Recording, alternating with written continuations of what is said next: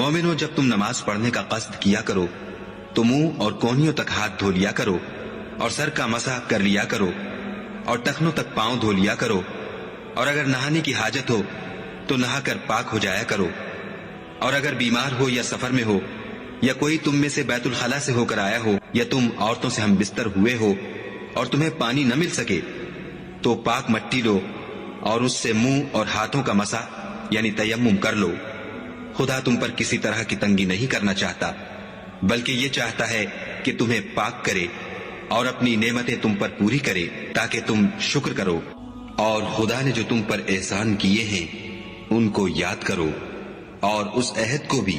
جس کا تم سے قول لیا تھا، یعنی جب تم نے کہا تھا کہ ہم نے خدا کا حکم سن لیا اور قبول کیا، اور اللہ سے ڈرو، کچھ شک نہیں کہ خدا دلوں کی باتوں تک سے واقف